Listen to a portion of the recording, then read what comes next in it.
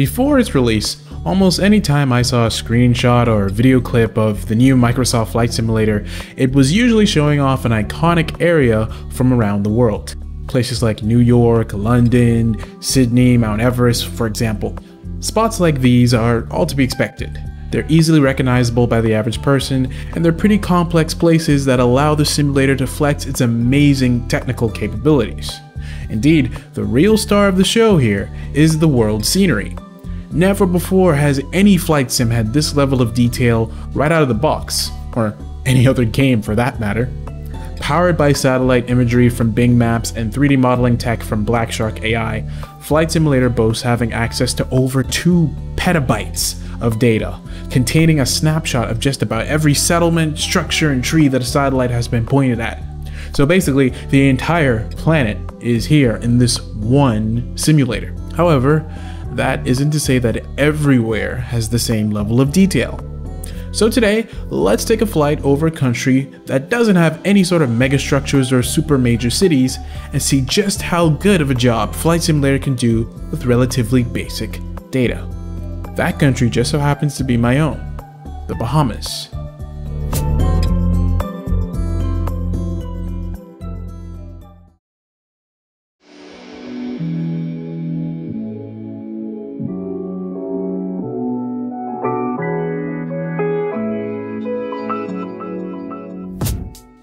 With a population of less than 500,000 people scattered across about 24 islands out of the technical 700, the Bahamas is easily one of the least populated nations on the planet. Yet, it's still a fairly well-known place, primarily thanks to extremely close proximity to the state of Florida, just a 15-minute flight from the nearest 2 points. Yet, satellite data for the Bahamas is relatively basic in comparison to that of its next door neighbor. That right there is what determines how good a place looks in Flight Simulator. There are basically 3 tiers of scenery complexity here in Flight Sim: handcrafted, photogrammetry, and autogen. The handcrafted tier is really only reserved for specific airports, which there are varying amounts of depending on which version of the sim that you have. And it also includes specific points of interest, such as structures like the Eiffel Tower, the Pyramids of Giza, Big Ben, and the Statue of Liberty, just to name a few. Tier 2 is the photogrammetry areas, which are places where satellite data is combined with advanced 3D map modeling to take what is basically a snapshot of that area of the planet and mold it into a 3D environment. The results are pretty good given all that's involved. It allows viewers to make out specific buildings in fairly good detail, right down to the different colors of the walls and logos, if any are present. A lot of Florida, for example, is mapped in photogrammetry.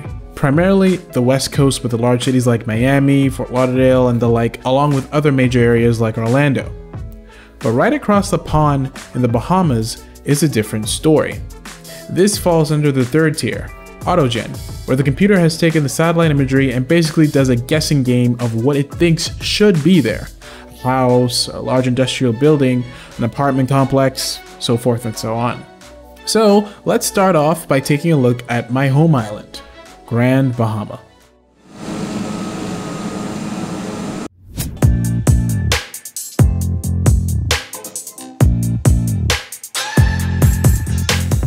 Located just about 30 minutes away from South Florida, it holds the 2nd largest population in the whole Bahamas, accounting for about 30,000 plus people.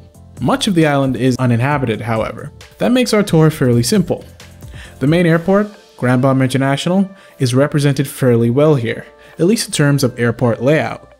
That really is the key thing about most of the airports you visit in Flight Simulator. The layout is typically not too bad, but the exact placements of parking spots and buildings can vary wildly.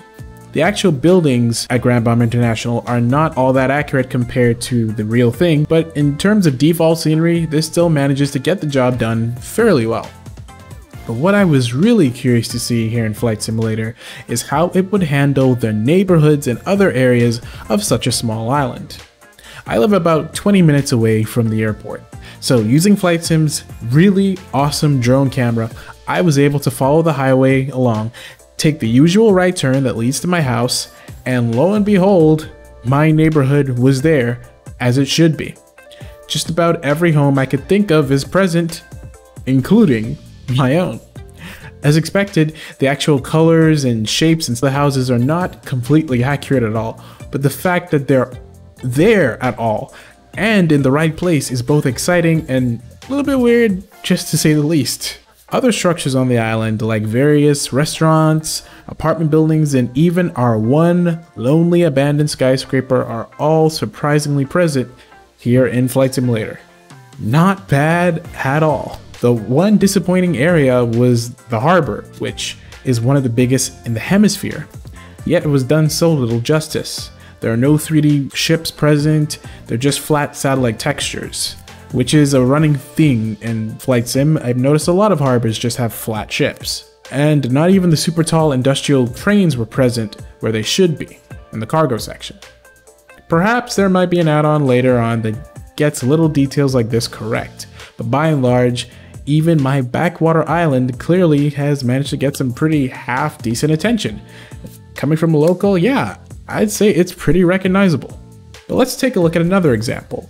Moving now south to the main island of the country, New Providence.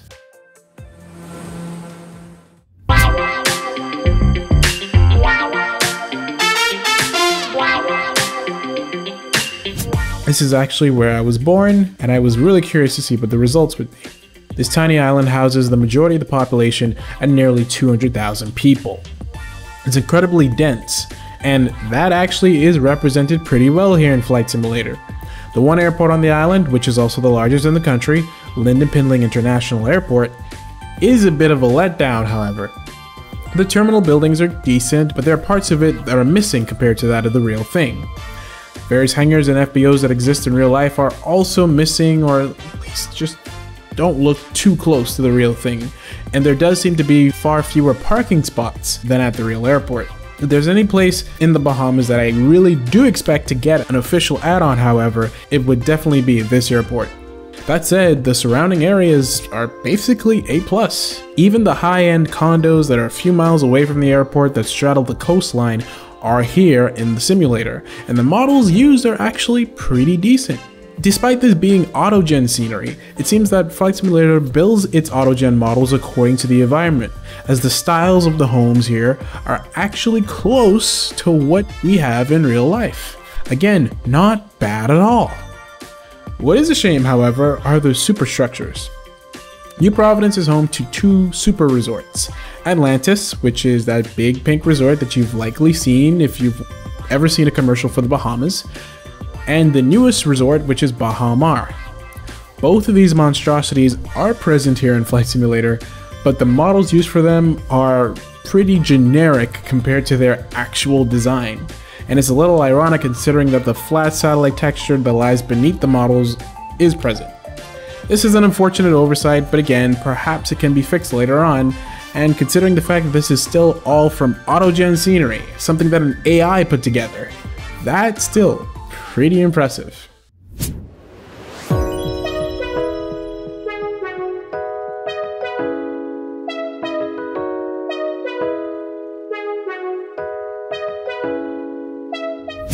But to really put things to the test and put the icing on the cake, I decided to visit a few of the other islands, all of which have very tiny populations.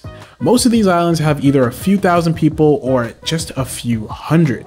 Locally, they're known as the Out Islands or the Family Islands, as they're isolated and not visited very often from a commercial standpoint. Despite being pretty off the radar, Flight Simulator still has managed to do them all justice. The same decent quality autogen is present even here. Now, the simulator does represent the airports with far more buildings of what they actually have in real life, but their placement and the layout is still pretty spot on. And what really impressed me is that I expected little pockets of the planet like this to be overlooked. Yet, the tech inside of Flight Sim really has, for all intents and purposes, at least going by this, it really has managed to map the entire world. So what's the takeaway from this whole thing? Really, I just wanted to see how good Flight Sim would be in terms of giving different parts of the planet the quote-unquote fair treatment. And by and large, I'd say that it has. If my tiny country can be represented this good, I'm sure wherever you live is likely just as accurate, if not more so, especially if you live in an area that does have photogrammetry data. Flight Simulator truly is a feat of engineering, and I'm sure I'm gonna be grinning like a fool as I fly over my house again and again for quite some time.